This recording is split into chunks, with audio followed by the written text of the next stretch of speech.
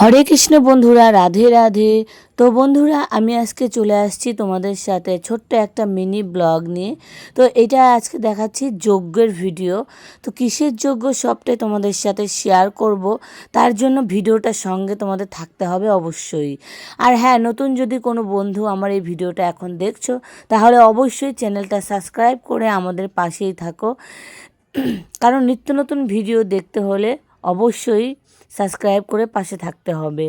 তো hey guys, welcome back to my channel. আমি চন্দনা দাস চলে এসেছি তোমাদের সাথে ছোট্ট একটি মিনি ব্লগ নিয়ে। তো আজকে এটা হচ্ছে গৃহপ্রবেশের পুজো। আজকে আমার দিদি বাড়িতে গৃহপ্রবেশ হচ্ছে, কারণ দিদি বাড়িতে দোতলা সম্পূর্ণ হলো, সেই দোতলার ঘরেতে আজকে গৃহপ্রবেশ হচ্ছে।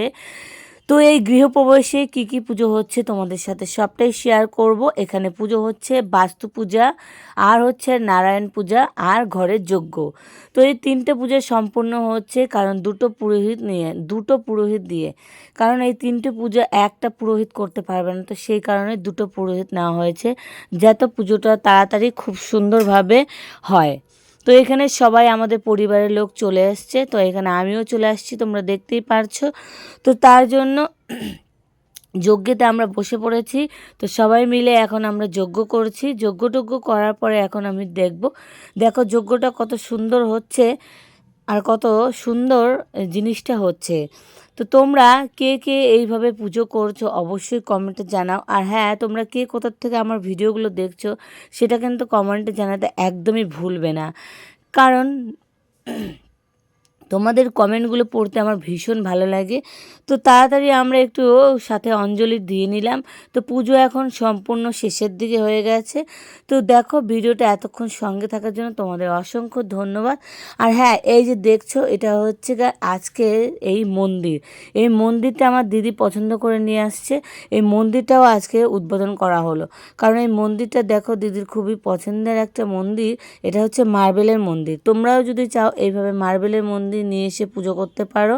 আর এখানে দেখো ফুল দিয়ে কত সুন্দর সাজানো হয়েছে, নানা ধরনের ফুলের এখানে ব্যবহার করা হয়েছে।